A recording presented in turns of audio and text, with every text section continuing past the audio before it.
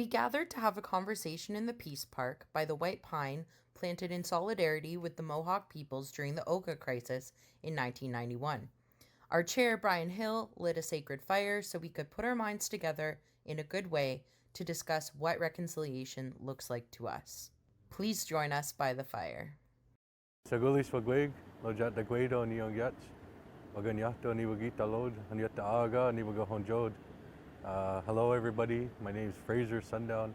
I come from the Oneida Nation and I'm of the Turtle Clan. And that's the introduction that I said in my language. Thank you. Y'all go. Sagulis wagwig, chuhush gladi ni gets, wagwalid, onida aga ni wagahonjod. My name is Brian Hill. I'm from the Oneida Nation of the Thames, and I am Bear Clan. Bonjour, Kanokwe Dishnakas, Mangan Rodam, Oneida Dunjba. My name is Tia. I'm of Wolf Clan. I'm from Oneida Nation of the Thames. Today we are going to talk about reconciliation, what it means to us, but also the significance of it to the City of London for us as Indigenous peoples. And Brian's going to explain to us a little bit about what the priority is about and what we're going to do here today. Saguli, Sahush Gladinin gets. Welcome. You know, today is part of this path that the city has put before us. A number of years ago, there was an initiative started, the Community Diversity Inclusion Strategy, that was, part of City Council resolution to look at racism and discrimination and those type of things that are, quite evident in our city, and what can we do to combat them and try to address them. Over the years,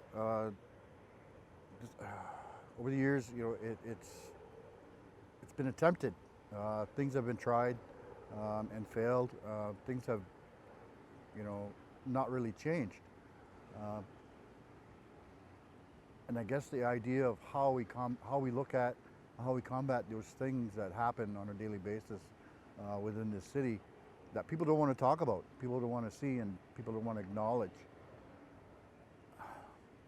So CDIS got back together again as a group, and we broke down into 5 groups, 5 different priorities that deal with different aspects of discrimination and racial, biases and those things that tend to hold people back or that are put in place to hold people back. Priority 1 specifically deals with the Truth and Reconciliation Commission report that was put out a number of years ago in regards to the residential school system that was put in place by the government of Canada and supported with the churches of Canada at the time back in the 1860s, designed to erase the cultural person within Indigenous people. Take away their languages, their customs, their ceremonies, their all those things that that made us unique individuals. The attempt through the residential school system was to take that all away, to turn us into people who we weren't meant to be. So through that time, a lot of our young people through those years were taken away from their families, taken away from their communities, taken away from the homes that they were born into, and they lived into a different world.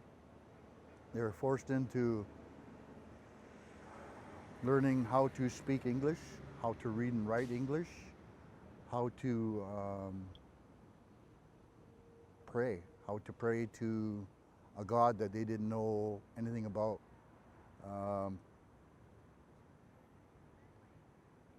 And they met a lot of difficulties. A lot of the children had problems there. A lot of children faced disciplinary actions for speaking their own language, for trying to maintain who they are or who they were through violence, abuse, mental and emotional abuse, sexual abuse, physical abuse, those things that those people suffered. carry on today through the ancestors of them. But it wasn't spoken about. For years, it wasn't spoken about. But with the Truth and Reconciliation Commission and their investigation and the revealing of the stories of these people who went through it, who experienced it, and the lasting effects, the intergenerational trauma that was placed on not just the students themselves, but their children, their grandchildren, their great-grandchildren, many of who are present today, and still continue to bear those scars and those wounds that were inflicted on that time. So priority one, taking concrete steps towards healing and reconciliation. To us, we know what that means. We know what's involved. We know what needs to be done. And a lot of us are doing it. A lot of us are partaking of that. But what's missing is that support part from non-Indigenous community, non-Indigenous people who bear the bigger responsibility in that healing and reconciliation, rather than ignoring it and pretending it didn't happen, and telling people to get over it and to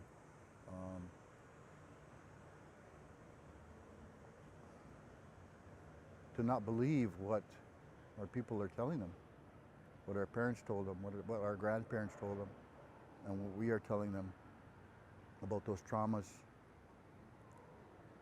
and those difficulties that we struggle with on a daily basis. So priority one is looking at that with the City of London on ways to implement a lot of the, as many of the 94 recommendations as possible, especially the ones that are specifically directed at municipal governments. So that's part of what we're here about today, is to talk about the importance of that work that needs to be done, of that acknowledgement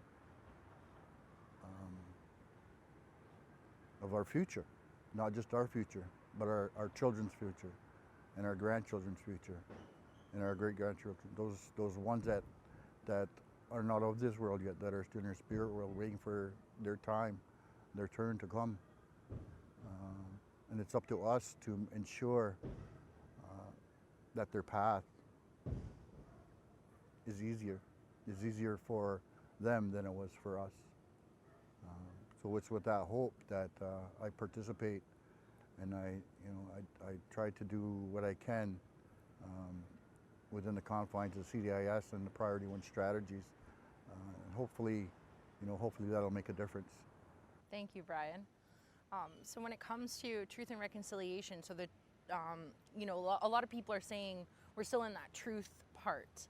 And, we've had lots of conversations off camera in various capacities about how, and you even mentioned it, how people aren't listening. And so, how can, I don't think that we need to be sitting here and pleading with people to recognize our humanity in this situation. But, the Truth and Reconciliation report has been out for 5 years.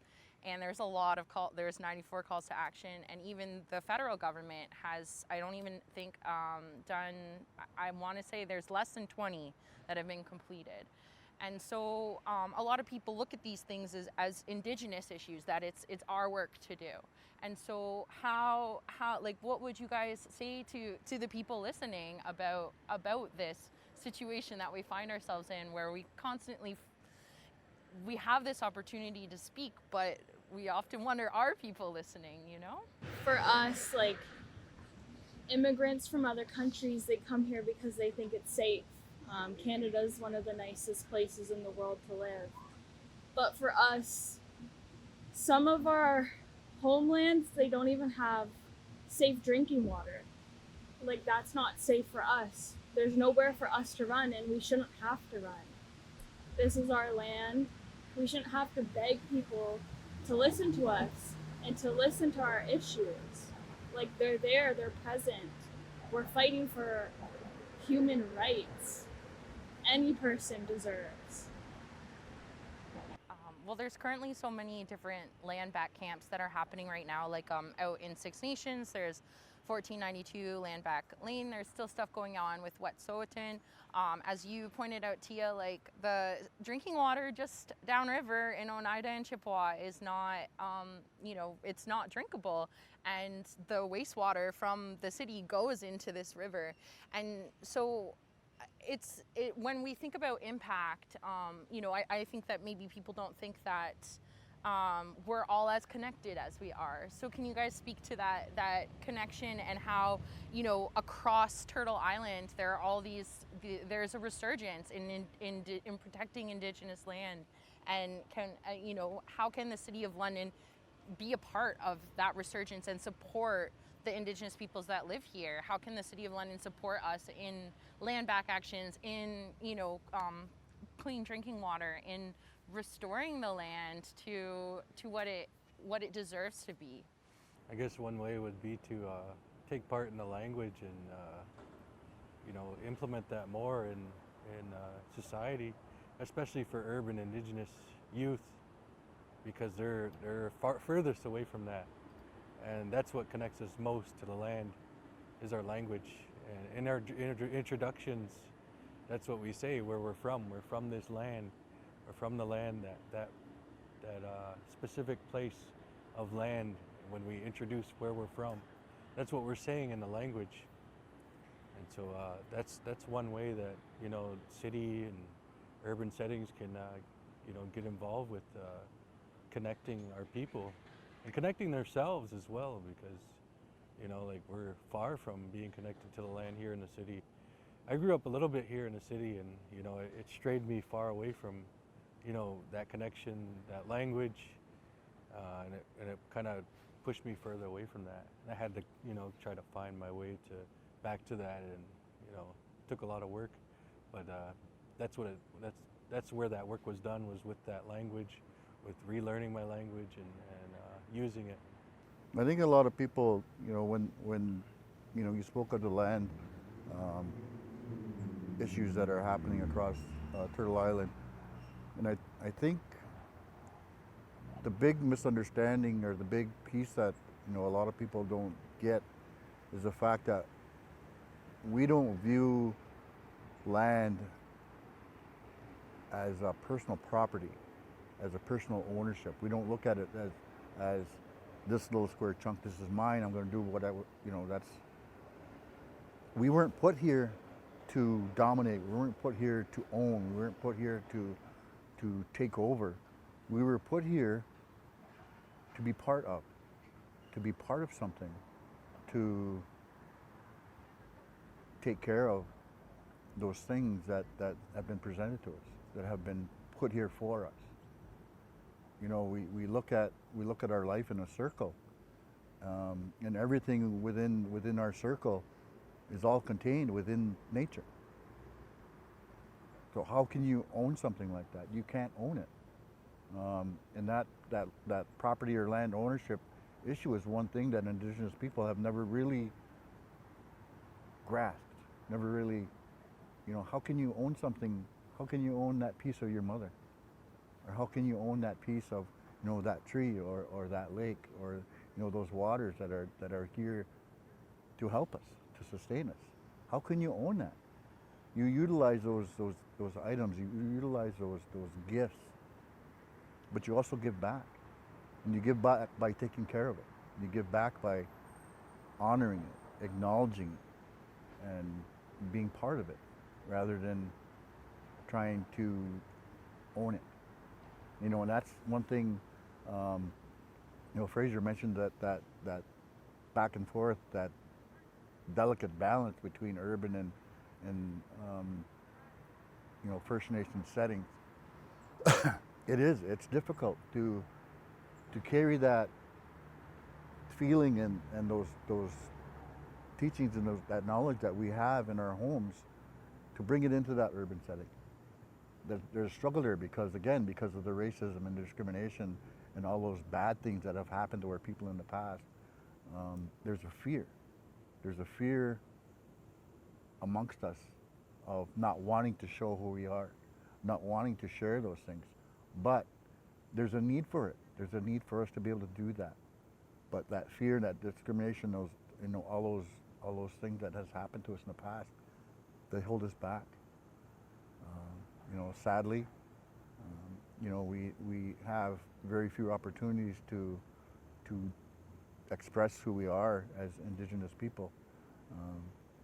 Because when people look at us, they don't see this part. They don't see who we are. All they see is what we are. They see the color of our skin, the length of our hair. They see our outfits. They see our regalias. They hear our songs, and right away that triggers something in them that's bad. They'll come and watch, but they'll stay at a distance. They don't ask questions, but because they don't take the opportunity to see the person, to see that humanity of who we are.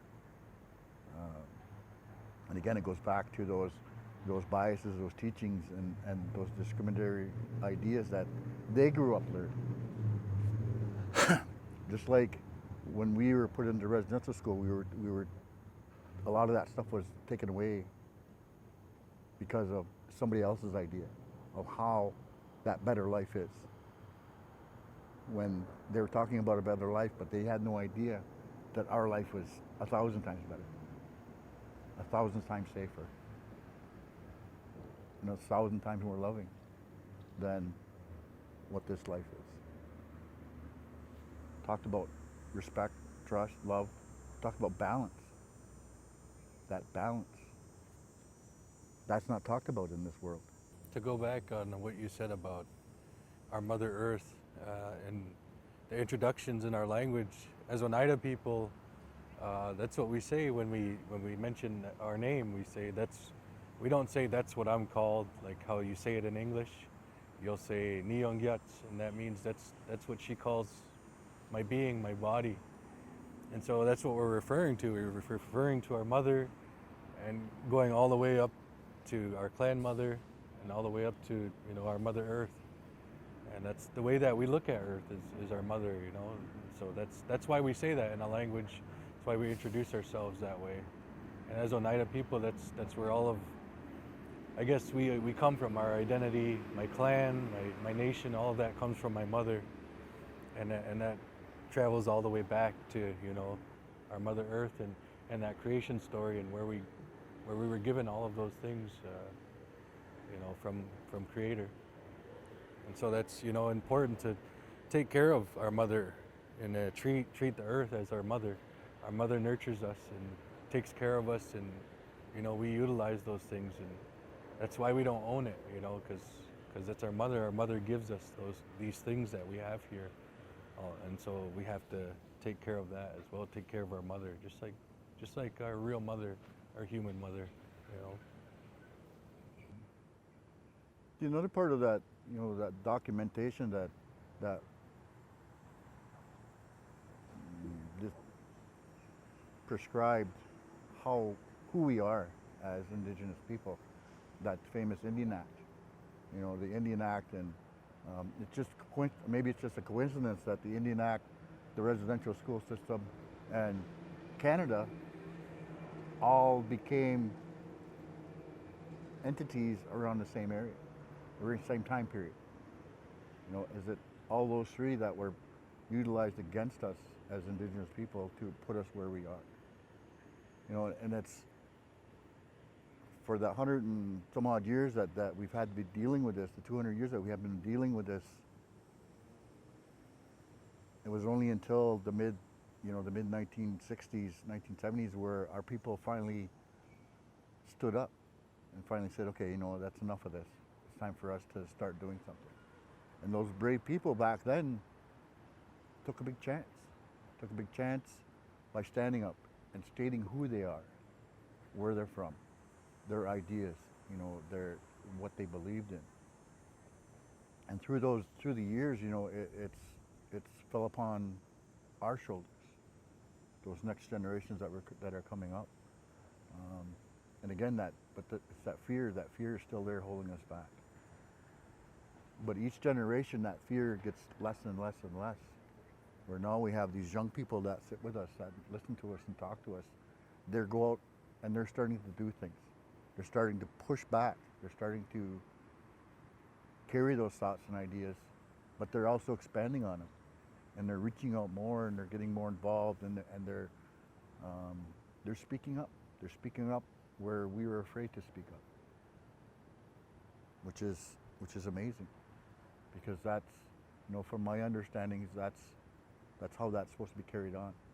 The next generation goes just that few steps farther than we did, and then the generation after that. So as we, as our families create those generations, those children, those grandchildren, those great-grandchildren, that's, that path is there for them. They need to be part of it as well.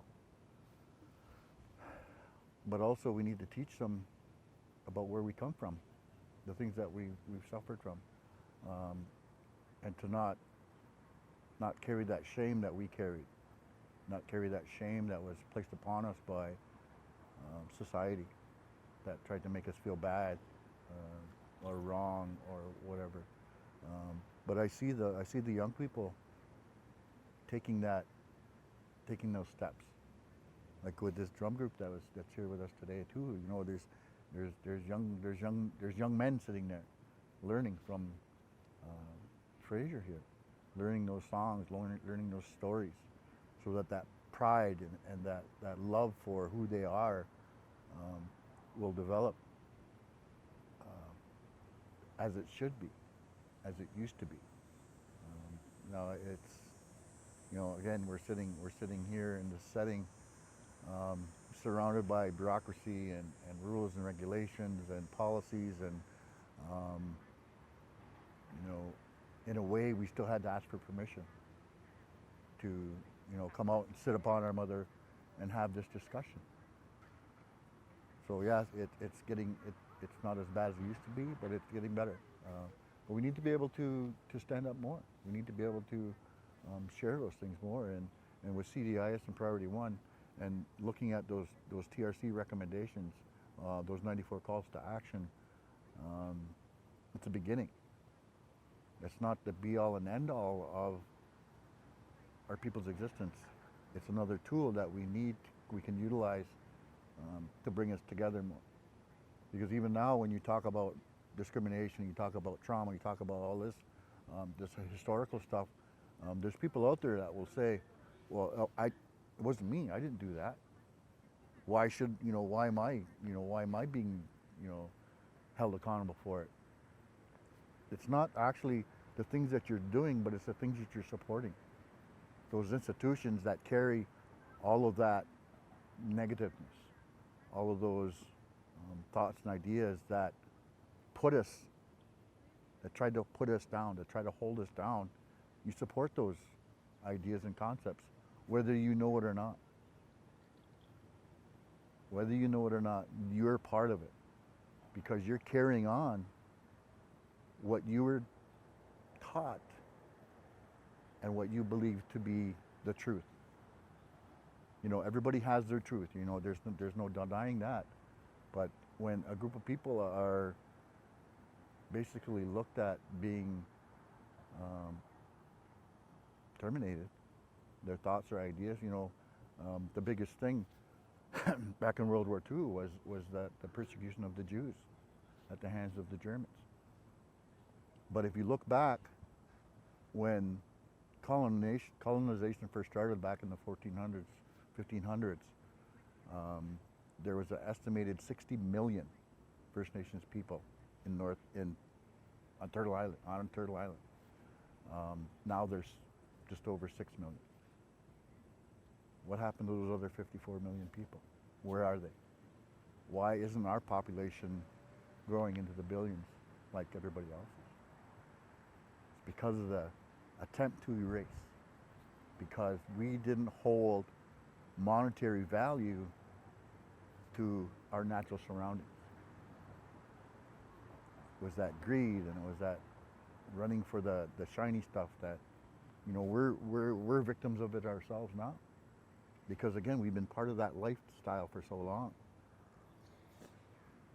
But we also understand the acknowledgement and the respect that our surroundings deserve, through ceremony, through teachings, through acknowledgements. You know, those things, we still have them. We're not closed up in our little box trying to defend on whoever's coming around the corner. Somebody comes to the door, oh, you're hungry, come on in, you know. Yep, got a nice big pot of corn soup going, and you know, that's that mentality that we have. We take care of each other. A lot of our grandparents took care of their grandchildren when their parents couldn't. And it's even happening now. There's a lot of grandparents who are taking care of their grandchildren because that's what we do. Not because we court ordered, not because we have to, not because CAS is, you know, banging down the door.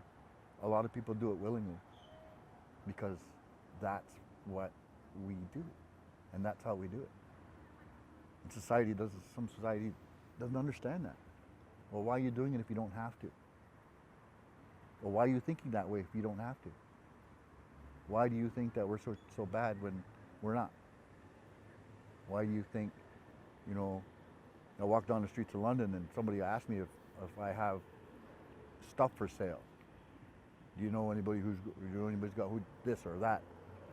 And usually it's either drugs or, you know, some kind of, but the big thing now is cigarettes. You know, that's what we're famous for now, is cigarettes. But, you know, we're a lot more than that. Indigenous people are a lot more than that. So try to get that message out there of growth, of opportunity, of being human. Because, like I said, for a good number of years, the Indian Act didn't let us be humans. We couldn't vote. We couldn't go to, you couldn't go to college, university, unless you stripped everything away and forgot who you are. You want to be part of this? You got to leave all of that behind. You can't bring that with you. But how ironic is that they let boatloads of people come over for hundreds of years and bring all their stuff with them. They didn't have to leave it at the gate. They didn't get forced into trying to forget who they are. The big piece of reconciliation that I think people really struggle with is that understanding that through the Indian Act, through residential schools, every Canadian has benefited from the oppression of our people. Every single institution in this country is built upon the genocide of Indigenous peoples, from banking institutions to governments to a hospital, like all of these things. In order for Canada to exist, Indigenous people can't exist because we have those inherent rights and those treaties and those laws and these ties to the land. So I think that's why Canadians struggle, because to be proud to be Canadian, that's an identity, right? And people can't reconcile the idea that everything they know has been built on the eradication of us as human beings. And that's why, like what you said about like not seeing us as human, like that's true. Like initially it was savages and like, we didn't have souls and all of these things. And I'm sure there are still people that believe that, but it's kind of recognizing that. And then like what you were saying, Frazer, with language, and what you were saying, Brian, with us being able to be ourselves, like having this fire in the park, we had to ask permission, so like when it comes to cities, like it's not just about making space, it's like the land, like this, we're here already, but it is about making space. It's making space for youth organizations like Yoduni, like for youth to explore who they are as Indigenous peoples. That's definitely a big part of it, and the city, like, I don't think is doing enough in that regard.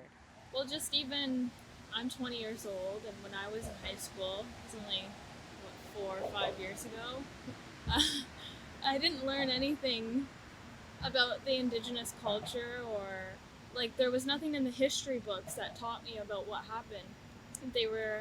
I remember they were treating John A. Macdonald like he was some superhero in the books. I'm going, what the heck? And then I had to enroll myself into a Native Studies course to learn more.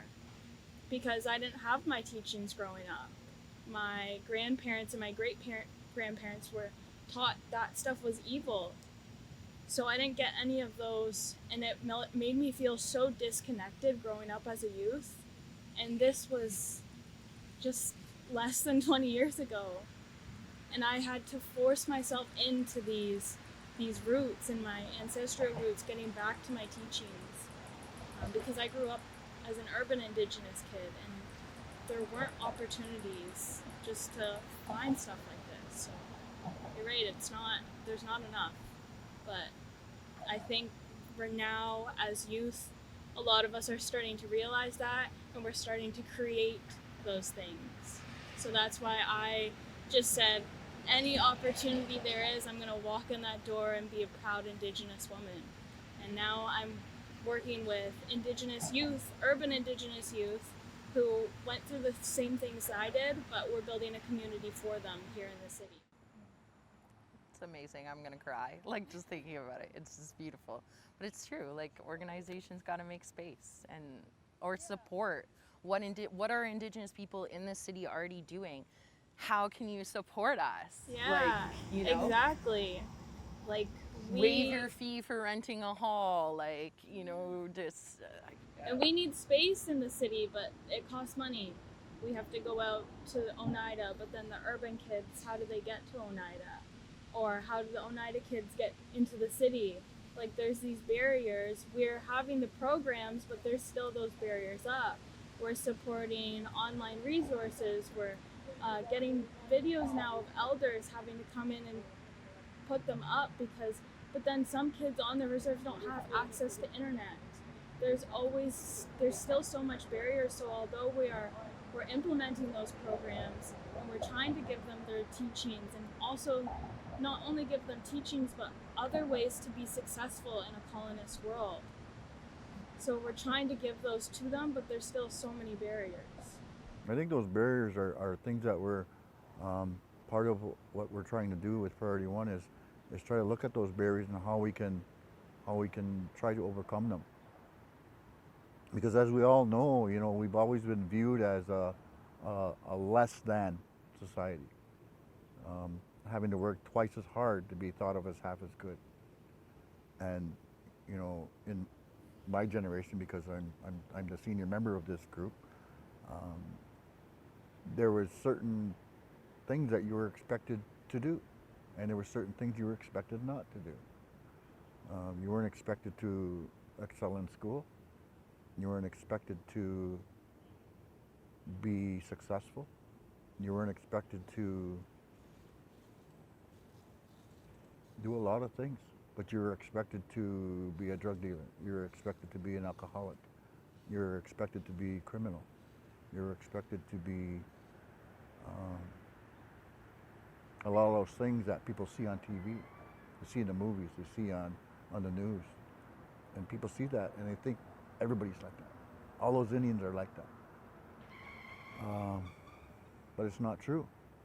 And part of what we want to try to do with CDIS and Priority One is to show that we're not all like that. We have college degrees, we have university degrees, we have PhDs, we have doctorates, we have lawyers, we have doctors, we have professional people within our communities. But because of where they're from and who they are, they're not valued as much as non-Native society unless you have those right badges, those right plaques on your wall, those things that, but a lot of things that we learned, I know Frazer and myself, the way we learned them, that's not taken as a true education, because we have no plaque, we have no diploma stating that Brian took a course in fire building and now he's okay to build fires. And no, that's part of life learning. And that's that life learning and those life experiences that we all have gained that have brought us to where we are, brought us up to where we are. But unless there's some kind of documentation or verification that we can show in a book or show, like I said, a plaque on the wall, unless we have that stating from a recognized university, you know, well, that's good that you know that, but, that's not what we're looking for. If you don't have a diploma, you're not getting the job. You don't have the diploma, you're not getting that higher education. You don't have that diploma, that's what a lot of it is holding us back, because, our knowledge base, our teaching and our understanding don't come from universities. It doesn't come from colleges.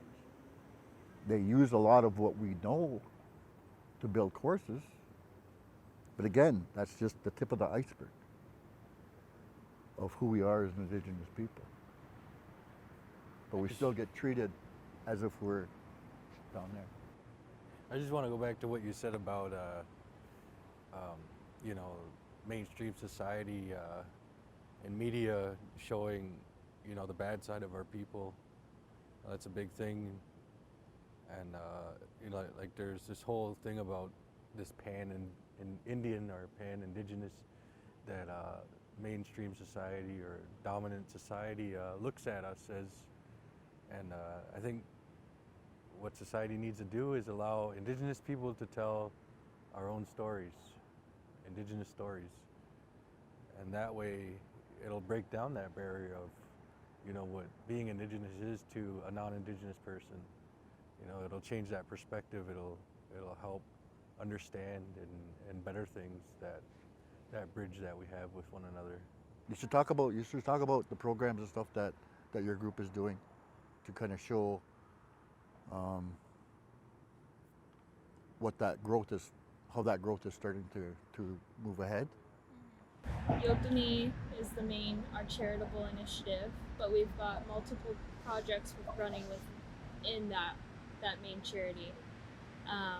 One is the 10 Digital Hub, so it's Truth Empowering Nations. It was actually named after Ted Andrew Nicholas, Amanda Kennedy's one of her best friends growing up, and he was murdered. That program is designed for the youth of today, and it's what the youth of yesterday needed. So we offer support with traditional teachings, dance, singing, anything you can think of. We try to implement that, but we also have other supports, mental health support, addiction support, any online resources that we can give you. We offer that. And another project we have going on is Yei Dasi. So that one's for our women. And that's all about empowering women. So Yei Dasi means be pretty in Oneida. And it's just trying to build up our women, because instead of having those resources for after the aftercare, so we're like women shelters where they go after they've been abused, we want to prevent that. So we're all about prevention. We're going to build confidence and instill confidence in these women and make them realize, like, this isn't how it always was. Like, we come from a society where Earth, she was a woman, she's our pride possession, like, she gives us everything we need to live. We're the water carriers. We are like freaking superheroes. and we need to realize that. It wasn't until the white man came and they made us to believe that, oh, you shouldn't listen to women. Like, why are you listening to the woman? Woman has so much to say. They're everything, so they give us life. So they're that portal from spirit world to this world.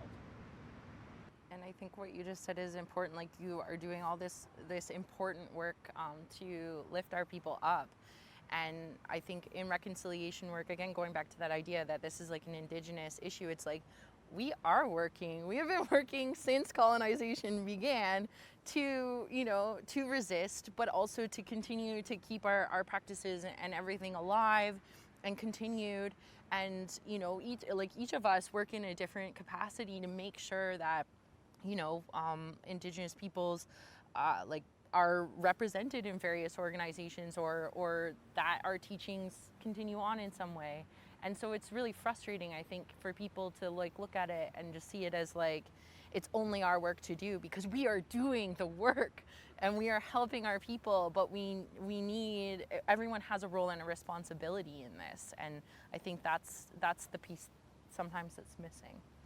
Yeah, that responsibility part, I think that plays probably the biggest factor, because like I said, people are saying, well, I had nothing to do with that. I wasn't around 100 years ago when this was happening. You know, I wasn't part of that church, I wasn't part of that group, or I wasn't part of this. So why should I be responsible? Because everything, you benefit Yeah, from all of it. Is that benefit of those, again, those thoughts, those ideas, those institutions that are carried on today, that still carry those ideas, those bad ideas, those wrong ideas, those misconceptions that perpetuate the discrimination and the racial inequalities, right? Those things are still out there today. Those things are still out there in the courts, in the justice system, in the Children's Aid Society, in the school boards. The school boards is one of the biggest ones, because they don't teach. Yeah. They don't teach. Tia just graduated high school. They don't teach the history. They don't teach about where you come from. And one of the biggest things that I try to do at CDIS and Priority One is I always ask the people, where do you come from? Where are you from? What things do you carry as a person from that country or that area? What do you carry that benefits yourself, for one? Yourself, your family, your community, and your nation. You know, those are the three things that you got to look at. What do you do? What are those things that benefit them? Is looking at us as heathens, as Satan worshipers, or is that benefiting yourself, your family, your community, and your nation? Is that benefiting that? No, but it's something that's been carried on unknowingly. Just like, you know, my mother went to residential school. She taught me a lot of things unknowingly that I carry today that I recognize as unhealthy. But she didn't know any better. She wasn't taught any better. She was taught a certain way, and she passed those things on to me unknowingly.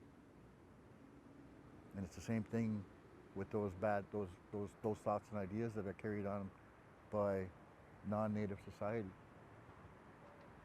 They were taught those things. They were shown those things. They were given those understandings, and whether they're true or not, they believe them and they carry them. They still carry them today. Some of it knowingly. Some people are very open and outspoken about their racial ties or the negativeness of other races. Some people are very open about that, and some people aren't. Some people are very quiet about it. Some people are very sneaky about it. Some people are very, it's there, but I'm not going to acknowledge it. But it comes out. It comes out when you least expect it. It comes out when you don't want it to, but it comes out no matter what. And that's the thing that I try to, by asking somebody, where do you come from? Think about where you come from, and think about those things that you brought with you, or that your family brought with you, or that, you know, that. Think back, like go back, find out about yourself before you can look at somebody else and say, that's wrong, you know, that's not how we do it, that's not how we do it. That's not how you do it, but that's how we do it. And we've been doing it for thousands and thousands of years. So that's the question. And the other question, or the other idea I try to put across with CDIS and Priority One is, we're not trying to take anything away from you, because it's one of the first things that non-native society thinks. As soon as Indigenous people stand up and start using their voice, they're coming to take something away from me. They're coming. No, they're coming. They're going to take something. What are they going to take? We're not taking nothing.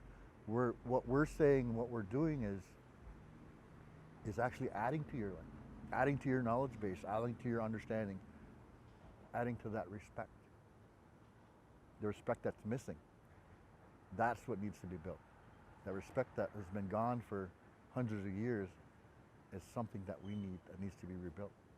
People want our knowledge now. Like I just read an article about in James Bay area, scientists are hiring Cree hunters to track wildlife and things like that. And it's people are starting to realize we have a lot to offer, but we all have a responsibility. I think in what you said, Brian, like looking at how we got to where we are today, and we all have that responsibility to learn that part because it isn't taught in schools and it's not covered very well in media, and we have that responsibility to do that decolonization work for everyone, to kind of strip down what we continually reinforce as like a superior way of being or knowing, and then we can move forward together. But we need people to do that work too, because we're doing it,